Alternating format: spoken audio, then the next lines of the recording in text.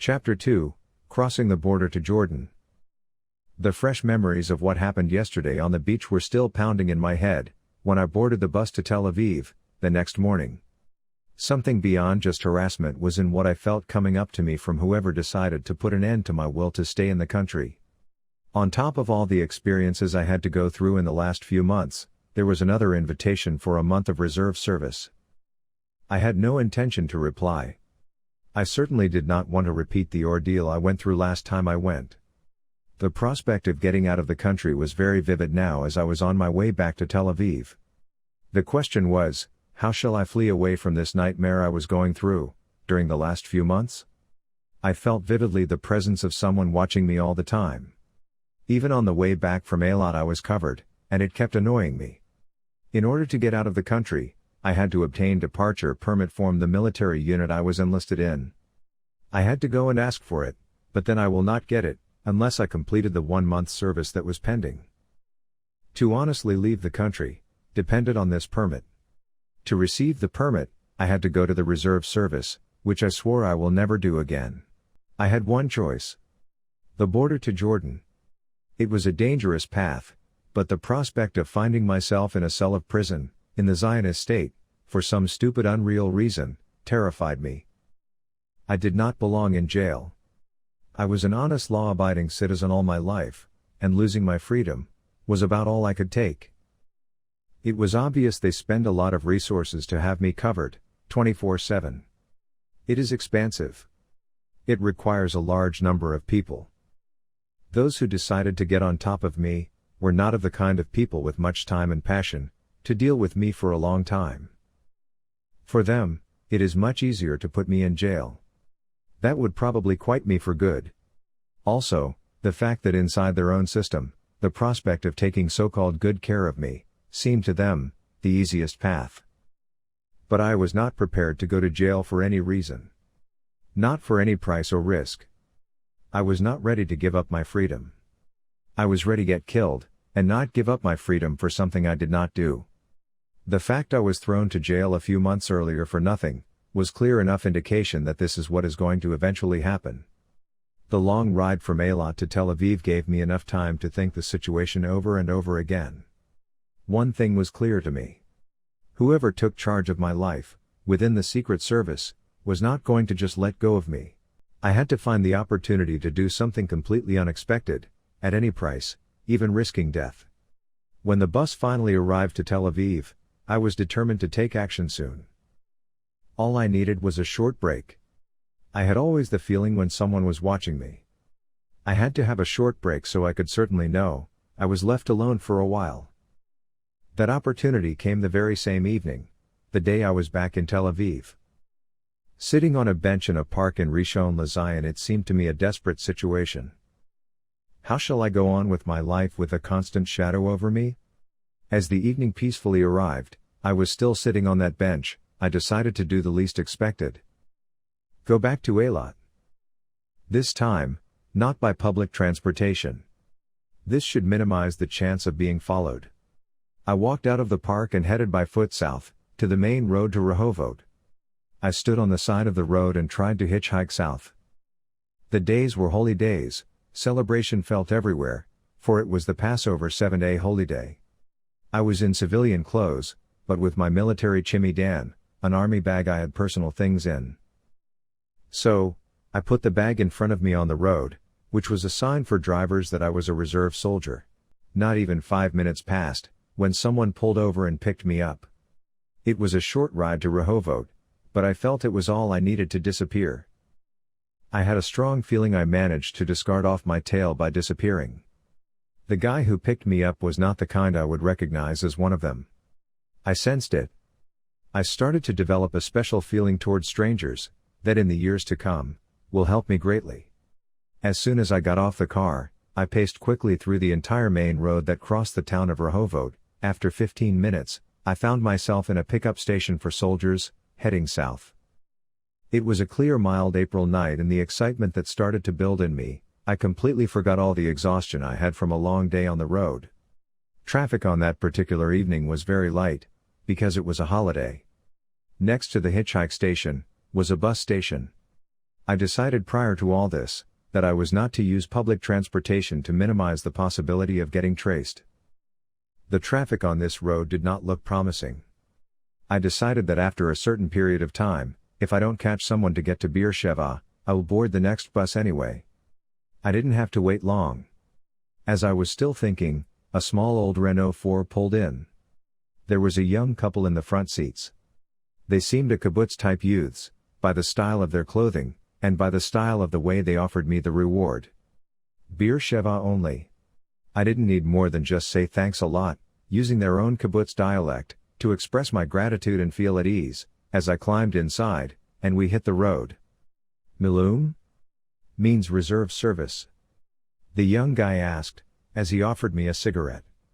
Yes, I am back from the holiday furlough to my base in the south, I said, and refused the cigarette offer, with a polite thank you. The rest of the way, we kept quiet and I was trying to ease down the excitement that already had built up in me.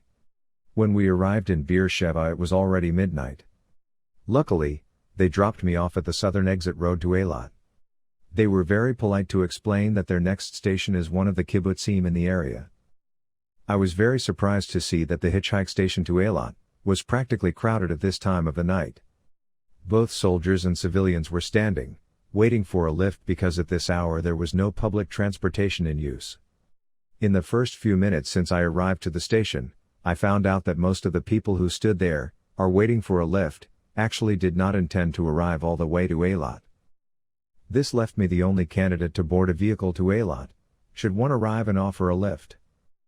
The chances to find a lift seemed slim, but the fact that it was a holiday time, gave me a good hope. I waited for about half an hour when a small autobiachi pulled over with two young guys. One of them pulled his head out of the window and offered the word I was expecting, Eilat only. This was my night. Without hesitation I said, yes please, thank you. As I entered the back seat. It turned out these two guys were from Jerusalem, heading to Eilat for fun. During the conversation we had, I realized they were using hashish and I suspected the car was stolen altogether. It didn't matter to me. The excitement of being completely out of surveillance and heading to the unknown, was enough for me. The road to Eilat at this time of the night, was completely empty with no traffic. It was about to take at least 2 hours, to get to the Arava road and another 2 hours to Eilat. So, I was ready for a long ride and despite the long day I had, I did not feel one bit of exhaustion and had no intention to fall asleep. The driver and his friend were occupied with laughter most of the time and I felt like they forgot I was there. After about 2 hours they decided to stop for refreshing and rest. We pulled over to a gas station in Hazava, a small spot on the Arava desert. The two guys looked really tired, and were actually discussing staying in this spot until sunrise. I didn't care either way as long as I had the ride all the way to Eilat. Finally, they decided to continue the anyhow and we hit the road approximately at 2 o'clock in the morning. After about half an hour ride, they suddenly stopped on the side of the road, turned off the engine and without noticing I was there, and fell asleep in the car. I got off the car quietly, not to disturb them, took my bag from the back seat, and waited outside in the middle of nowhere, at 2 o'clock in the morning. Arava road runs along the Jordanian border. It was a dark night and the road was completely deserted. I waited there for about 15 minutes when the thought, to actually go across the road walk east for 5 minutes, and cross the border to Jordan. It was very close to the road where I stood. This will take me away from the Zionist entity.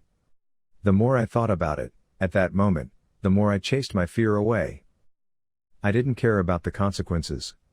All I had in mind in this lonely moment, in the middle of nowhere, was to just do what I wanted to do. I looked to the right then to the left.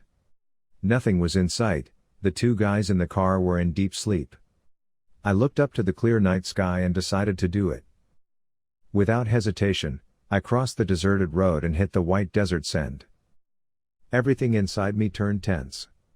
I could hear my heart pounding in my chest. I could hear in the distant sand hills, the squeak of a night bird. Nothing moved. Not even the slightest wind, except me pacing fast through the sand. I had no idea how long I have to walk to reach the border. I knew it is not very far, and a barbed wire is to be expected. I kept a steady pace. Never look back, I told myself. No regretting, no chickening out. I kept pacing, and the more I got away from the road, the more I felt distant from what I left behind. The desert sand dunes were covered here and there with some typical bushes. I noticed the surface was very smooth, as if it was years and years ago since the last time a human foot stepped here. It was not possible to estimate the distance I covered, but suddenly I heard a roar. I couldn't figure out at first the nature of the roar, but it was close. Instinctively I found myself flat on the sand dunes, motionless. My bag was thrown a few feet away from where I was lying. I waited motionless. It took me another 2 long minutes before I started to realize what was going on. It was a border patrol jeep on the Israeli side of the border. I could clearly pick up the conversation the soldiers had. I was very, very close to the patrol path. The radio on the jeep kept yelling into the quiet night, communication exchanges in clear Hebrew. I didn't move. The patrol passed my spot very slowly. I kept lying there on the sand, motionless, but quite relaxed by then. I had a very good idea of the patrol procedures. As long as the path showed no footprints, which could be seen by the Bedouin scout, who always was present in these patrols, even at night, then everything was about to go on undisturbed. As the jeep got away far enough, I jumped to my feet, grabbed my bag, and headed toward the fence. When I reached the fence, I found a small triangular-shaped fence about 1 meter high. The shape of the structure itself looked like a long stretching tent. All I had to do is walk on it like I was going up a stairway.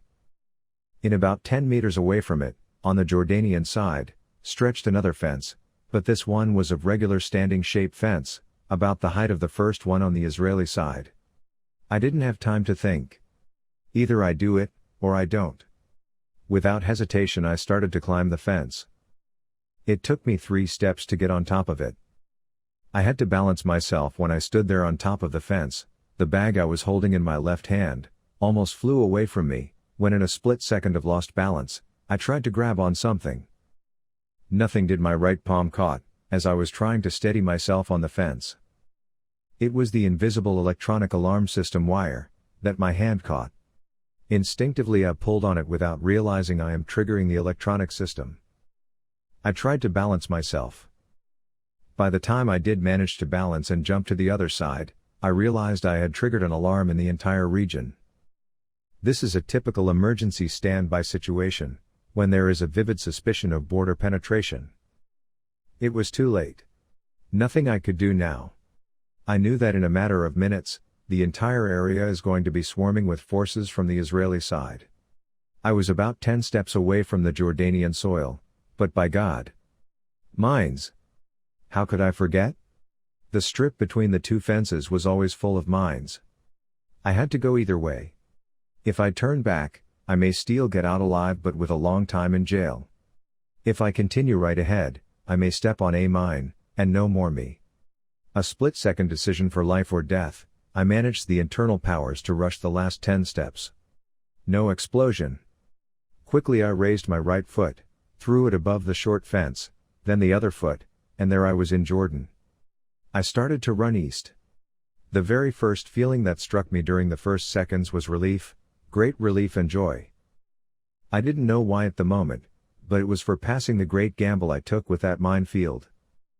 I kept running for more and more time.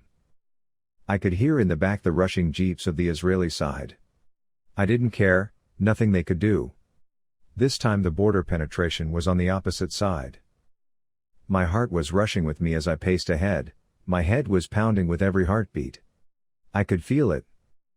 I didn't sweat, I didn't fear of anything, all I felt was great sense of relief. As I got out of the first shock, I started to notice the land. It was a bit different, not just like the Israeli side I just left. I knew I was about to encounter a road, so I kept running east. It took me approximately 10 minutes to reach the road. It was about 3 o'clock in the morning. Darkness and quietness. I got on the road and took to the north. I didn't know where I was going. All I knew was, I had to get as far as I could from the crossing point. I walked for 2 hours when the day started to light up. Soon I realized I had to get off the road in order to stay away from Jordanian presence. My mouth was so dry. I started to realize I didn't drink for a few hours already. Nothing was with me, I didn't plan all this. I had to find water. The morning sun was only a couple of hours away. If I don't find water immediately, I am not going to survive 1 hour in the Arava desert sun. I decided to get off the road and head east into the send. My chance to find water was slim anyway, but it was more likely off the road than on it, let alone any military traffic. As I got off the road, I started to pace quickly to the east. The first dawn light started to pick up above the huge mountains that laid not too far from where I was going. I headed straight to the mountains. I hoped in all my heart I was going to find water. Nothing really bothered me now. It was a matter of survival. My concern for water made me completely forget what I just went through. I kept pacing toward the mountain when suddenly I noticed right on the first hill in front of me, and next to the foot of the mountain, a Jordanian military post. I couldn't tell whether it was manned or not, for it was still too dark. It was not too far from where I spotted it. I decided that this was my chance to be saved. I started to walk quickly toward the post. As I neared it, I could clearly see that it was manned. A Jordanian flag was flying in a light westerly wind. I approached for a closer look when suddenly, my feet stepped on a paved way that led to the post. I kept going closer and closer, trying to find a water faucet or maybe a well. Suddenly I was so close to the gate, which was wide open. Something inside me screamed, "Stop!" I froze in the place. Nothing moved. I heard the flag flapping with a sudden strong wind gust. It was still dark enough for me to retreat. If I am being spotted right now by a guard, it is the end of me. Quiet! Quiet! What is in there? Is someone looking at me? Quiet! I turned away quickly and headed back to the road. Daylight started to break in no time now. I was pacing fast toward the road. I took a sharp turn north and started to run parallel to the road. All my concern was water now. I started to think of the possibility to turn myself to the Jordanians, in order to escape the possible dehydration I was facing soon. I kept running, occasional pacing along a path parallel to the road, for another half an hour. It was already 4:45 in the morning, and the sun, although on the other side of the mountains to the east of me, already illuminated the area in a full-scale daylight. I decided to stop. I found a large bush inside what seemed like a dry wadi, and entered inside it for shelter from the coming sun. All the excitement of the last few hours brought about an even worse sense of thirst, and I started to lose hope of staying undiscovered. I laid on the sand and waited. The sun was just about to appear above the huge mountains I was lying next to, when I fell into a deep sleep. I must have slept for about 4 hours. I didn't feel anything during this time, neither the thirst nor desert heat that started to build up. I was in the way of a complete loss of senses, due to the overwhelming exhaustion that took over me. When I woke up, it was already 11 o'clock at noon. The sun was way up in the middle of the sky. My mouth was dry, but I lost the sense of thirst. Everything around me was quiet. The place I was in was a typical Arava desert landscape. White sand dunes, small hills of sand with bushes on top of them, and it was hot. I was covered from the sun inside the bush I was in, and the shade kept me more or less away from the punishing sun. I started to roll back memories of the night before. Everything was so unreal. I had hard time adjusting to the fact that this was actually real. I refused to believe I was not practically imagining the whole thing. It took me a long time to adjust to reality, the place and situation I was in.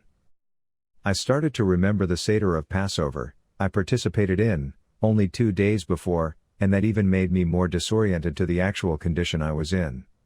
I kept thinking back in time. I thought about my family back in Tel Aviv. They were so remote, so much away from me. What kind of help could I get from them? None.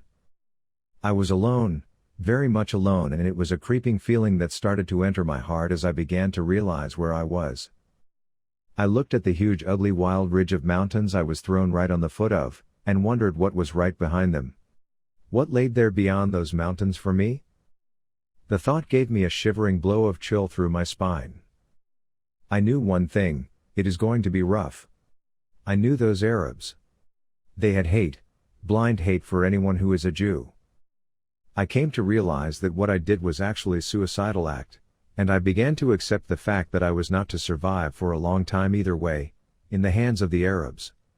The agony of thirst and dehydration started to be more and more real.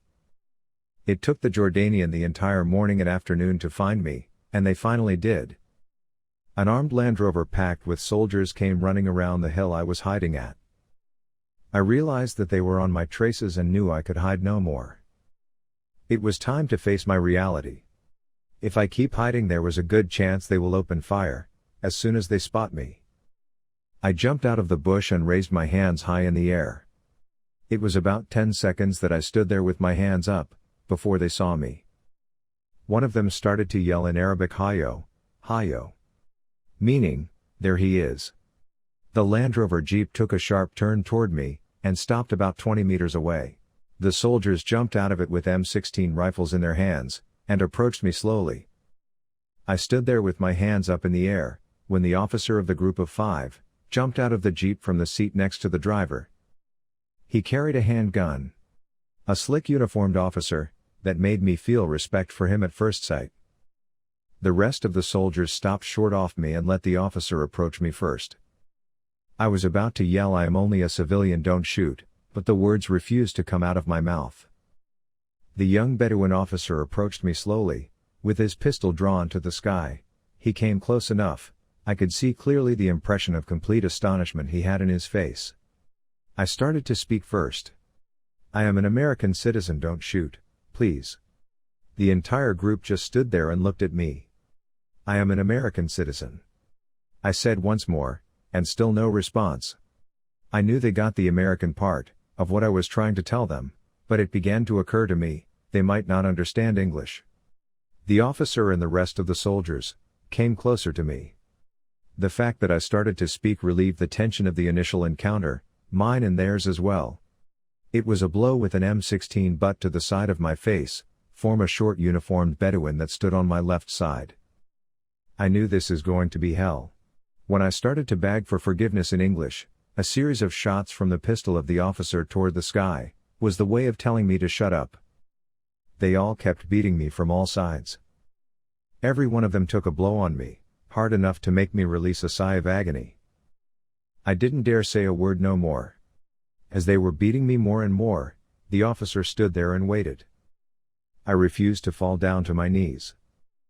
They kept beating me hard enough from all directions but without causing any permanent damage or body harm.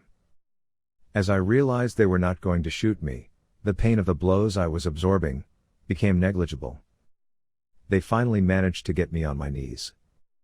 They kept hitting hard in all parts off my body, and in no time, I was lying flat on the white sand, my face covered with fresh blood. The officer took a step and climbed with his right booted foot on top of my skull. He didn't want to kick it or cause any permanent damage, but he stepped on the side of my head with full weight. Suddenly I saw the entire world is shrinking and shrinking. At this moment I accepted the fact that death is coming. I was ready for it. I anticipated a shot directly to my skull at any second, yet I did not care. The tiny dot the world turned on me made me know I was not going to suffer. The shot never came. I managed to have all my life pass before me in my mind, at that split second. When he finally got off me, and stepped off my skull, I was laying motionless belly down on the sand, but conscious. I could hear them speak and the officer giving orders in Arabic. They grabbed me and got me on my feet. I stood motionless. They took off the tennis shoes I had on, and stripped the laces off them. Soon I felt the sharp thin laces being wrapped around my hands, as they tied them behind my back. A piece of clothing they took from my bag was used to blindfold me, and I was thrown in the back of the Land Rover, flat on my belly as the Jeep took off. It took about an hour ride, before the Jeep stopped somewhere in the vicinity of a kind of military camp, in the Arava desert. I could hear the voices of the soldiers who were in the Jeep with me, giving some orders to other people in the camp. Everything was dark for me, because of the cover I had on my face. I felt the high noon heat of the desert. As the Jeep came to a rest, I was pulled out and had my feet on the ground. Someone took my hand from behind and pulled me away. I started to walk in hesitation. I was blind. There was nothing to guide me, as I walked blindfolded with the Arab soldier. We entered a place that was completely shaded. I could feel the difference in the magnitude of light between the outside and the shaded place I was taken into. It felt like a tent. The floor was sandy. I could feel it with my barefoot toes. I heard a quiet talk in Arabic, not too far from where I was left standing. A few minutes passed and suddenly a very high-pitched voice addressed me in a very typical Arab Hebrew. "Mr. Shimon. What did you want in Jordan?" I imagined he was looking at my Israeli passport I had in my chimidan bag. From the high-pitched voice and the style of speech, I tried to imagine what he looked like. It was apparent he was a Bedouin, and with moderate ability in Hebrew. The sound of his voice would have made me laugh, if it was a different situation. This feeling gave me an internal sense of confidence. Everybody inside the tent was silent, as he spoke to me. It was very clear the guy was of a lower rank soldier, in the presence of his higher rank officers, tried to show off authority. For it seems he was summoned specially to interrogate me in Hebrew. "Water please. I need water." As if it was a magic word I said, I heard the commanding voice in Arabic sending someone to fetch a glass of water. The voice that spoke sounded upset somewhat upon the people around, for not figuring this was obvious I needed water. A glass of warm water was handed to me. I felt everyone in the tent is watching me as I swallowed the small amount of water that was in the glass. "More, please." I begged in Hebrew as they started to laugh at my request. I was given 2 more glasses before my spirit returned to me, and I could relax and have my host's full attention again. "So, why do you come to Jordan?" "I ran away from Israel to go to America to see my children." Of more stupid answer to a more stupid question, I honestly couldn't think of. "You will see your children." The guy promised me, as if to reassure me that if I cooperate in the coming interrogation I will be rewarded. I stood there for about 15 minutes trying to answer all the questions he was told to ask me. All the information on when and how and where I crossed the border to Jordan. After that I was led back to the jeep and put in it. Apparently, they were preparing to move me to a more central post, and I could only think of their headquarters in Aqaba. The ride to Aqaba took a certain amount of time I could not figure out. I was tied and blindfolded and the blows I suffered a short time before caused pain all over me, especially my head and face. I was lying on my belly as we rode on a paved highway. I tried to raise my head from the position I was with my belly down, just to get a better pose to the way I was laid. A blow of an M16 butt sent me back down. The motion of the jeep plus the attempt I made to move made me sound a groaning voice of pain, that attracted the attention of the guard that sat right above me, and quick blow with a rifle butt to my head and some curse in Arabic, put me back right to where I was a second ago. I felt we are entering a city. The sound of cars and people in a distance was vivid. The jeep pulled to a stop and I could hear the exchange of words with what I imagined was a guard at a gate. As we entered a paved lot, the jeep came to a rest. I was barefoot. The first thing that hit me when I stood up was the blazingly hot asphalt pavement I stood on. It was agonizing. I started to sound moaning voice out of pain. My foot palms practically felt like I was walking on burning charcoal. There was nothing I could do to quench the pain I was suffering. Everywhere I stepped was burning hell. The guard that was leading me through realized I was in great pain, but was not in very much hurry to walk me away to a shaded building or something. When we started to walk, I was practically leaping with my back bent forward toward the direction of walking. We finally made it to some kind of concrete pavement that felt cooler. I was walked past a door and put to sit on a staircase in a room. Everything sounded like an office. I figured it was a military station, and so it was. After about 10 minutes someone came and took off the piece of cloth from my eyes. It took me few moments to adjust to the light, but it was a great relief. When I finally adjusted to the reality, I was led to an office. Behind a simple desk, full with papers and files packed on the side of it, sat a gentleman in civilian clothes. He wore a long brown striped galabeah, a special Bedouin long skirt worn traditionally by the Bedouin men. On his head was a long white keffiyeh with black checkers and stripes on it, a black double rope that held it in place. A typical bushy mustache was about the last thing that made everything a Bedouin metaphor. When he addressed me in English, I felt like a small child, as his authoritative voice was of low masculine pitch. "Hello, Mr. Marciano, won't you sit down, please?" "Thank you." I tried to sound as polite as I could. In the office there were few pictures of him in uniform and some officers' tags to the shoulders. Above him on the wall right in front of me, was a moderately sized picture of the king, smiling warmly.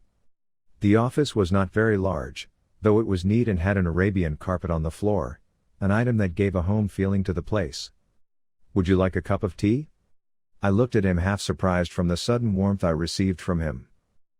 My face was still covered with dry blood. On the far left of the office, sat the officer who captured me a few hours earlier. I looked at him too, and he was quiet and obedient, in the presence of the high-rank officer. Apparently, the guy that captured me did not speak any English, and as I answered in a confident tone, "Yes, thank you, that would be very kind of you, sir." The commander asked for tea from one of the soldiers outside. "Did you say you are American?" "Yes, my wife and 2 children are there." "But you are carrying an Israeli passport?" "Well, actually I am separated from wife for some time and I was in Israel recently. I was born in Israel." The tea that arrived a few minutes later was about the only thing I could wish for at that moment. I was asked if the extra sweet they used to drink their tea was okay with me. Oh, indeed it was. After the refreshing feeling it gave me when the questioning continued, I felt that because of the fact I said I was American, and the fluent American English I spoke, it sounded he tried to apologetic for the beating I suffered when I was captured. I was asked to write a short letter to my wife in the U.S., and he promised me it will reach her through the American embassy in Jordan. I wrote a short note to my wife asking about Michelle and told her I love her. Apparently, I realized later it was his way of finding out the ability I have in English.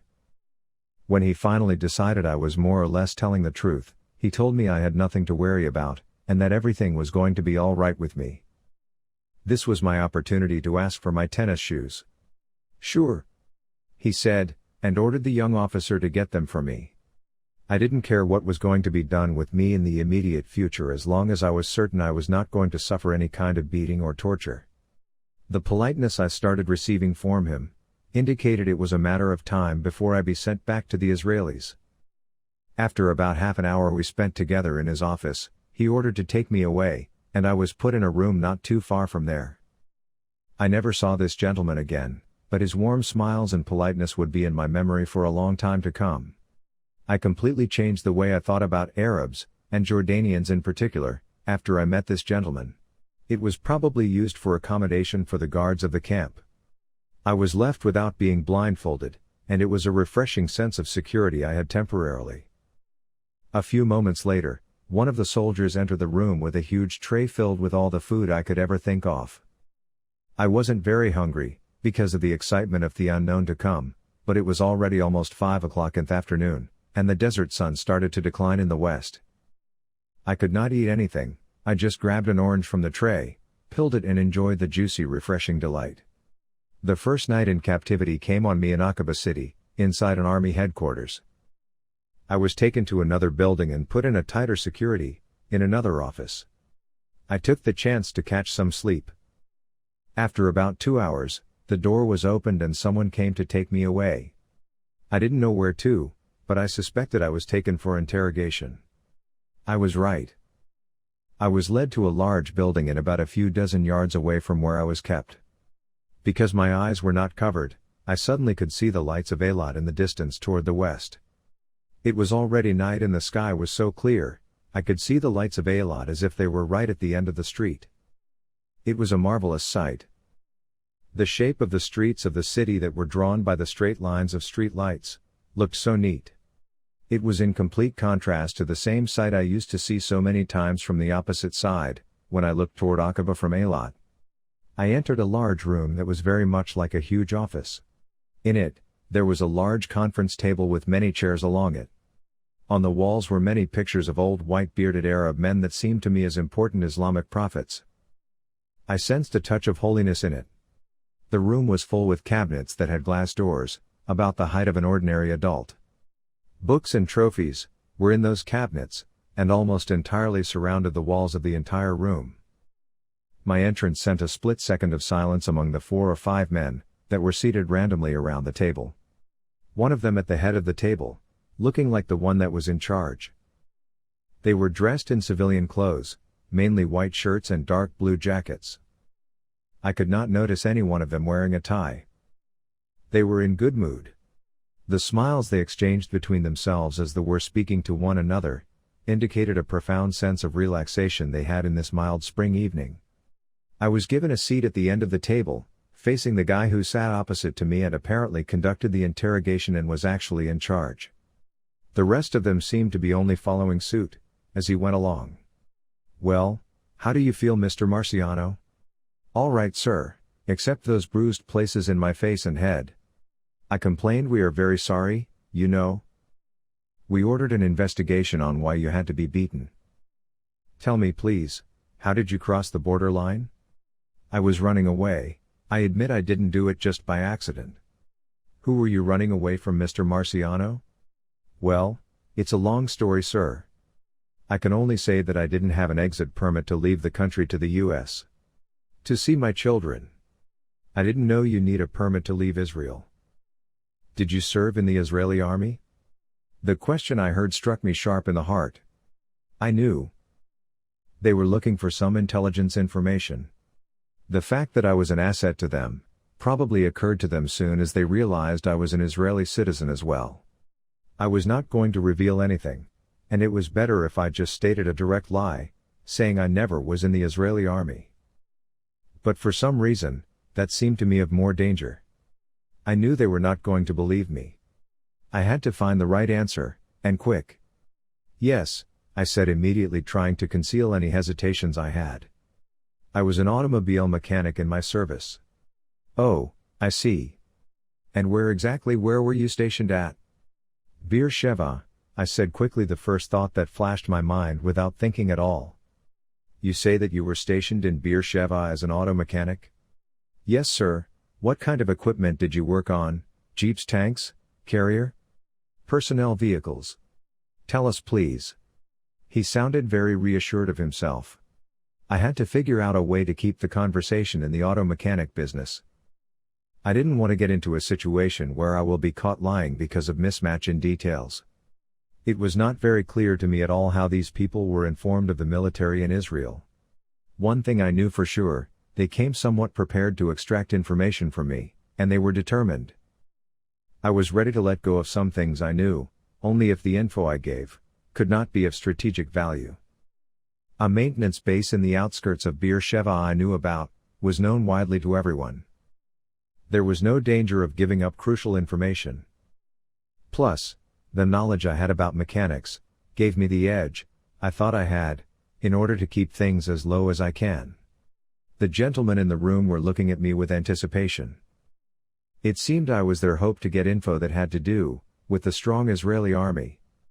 I was more concerned with keeping the conversation to a shallower level. The more they will dig into details, the less a chance I had to conceal information they could use gladly. But they went on to details as if they could read my mind.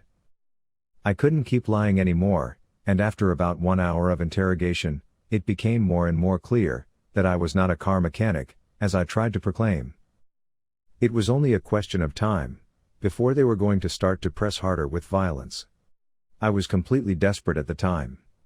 I knew they were going to send me back to the Israeli side of the border, like many similar cases that happened in the past, when Israelis crossed the border to Aqaba and were immediately returned to Israel. I did not want to be sent back. I was terrified of the prospect of falling right into the hands of the people who practically chased me to the situation I was in. The only way I could stay and maybe released in the future to another country, possibly in Europe, was if they decided I was valuable. They knew I held back information, and the pressure came in the form of a threat first. "If you don't tell us exactly what you did in the army, we will kill you." "But sir, I swear I told you the truth." No, we know you were much more than an auto mechanic. Don't try to sell us this lie again, you hear?" "I don't know what to say, please," I am sorry I came to your country without permission. I promise you I will not do it again, just let me go. I was trying to make a stupid impression. It didn't work. I was taken away to the room they placed me before, this time blindfolded. As I went out escorted by a guard, the guy who conducted the interrogation made remark that sent the chills in me. "We are going to hang you tomorrow, don't say we didn't give you a chance." As unrealistic as it sounded, the situation which I was in, completely at the mercy of the people who were known to be very ruthless to Jews, especially Israelis. This remark was enough to make me think, actually, who was I defending by trying to conceal information? The military service I conducted for so long time, the years I gave away for reserve service, in addition to the mandatory 3 years I had to serve, when I was 18, right after high school. I paid all my duties to the Zionists according to their laws. All this apparently was not enough for the Zionists to simply treat me as an ordinary citizen. I became the enemy because a Supreme Court appeal I filed. I was humiliated by putting me in jail for no reason.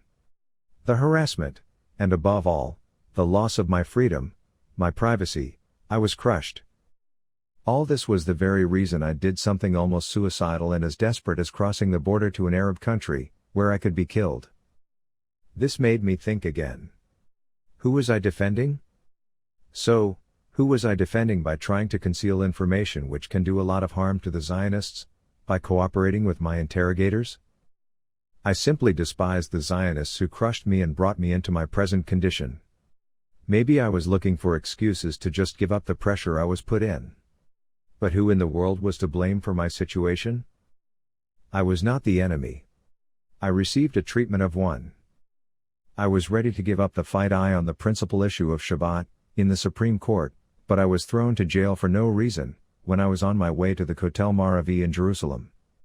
I was just an ordinary citizen. So, who in the world was I defending with my stand not to cooperate? My well-being is in grave danger. There was no one in particular waiting for me or looking for me. I could easily be forgotten. I was chased everywhere I went. I was lonely, and I was considered the enemy in Israel. Why keep being loyal to the people whom I knew were not Jews altogether? Zionists. And above all, the prospect of being sent back to the other side of the border made me sick. I let go a tip of an iceberg to my captors, the next time they summoned me to the investigation room half an hour later. Okay, you want to know the truth? I was a helicopter machinist in the Air Force.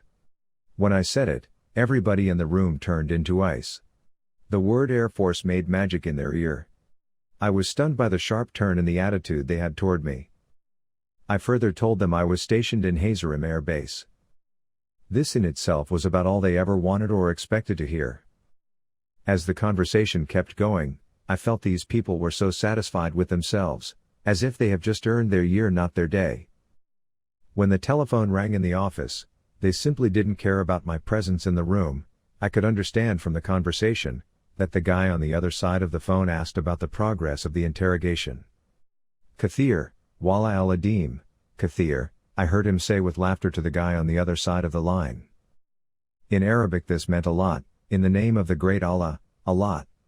This was enough for them for the night, and I was sent away to a locked cell in the basement of the building. When I laid down to sleep that night, I knew they were not going to send me back to Israel on the other side of the border.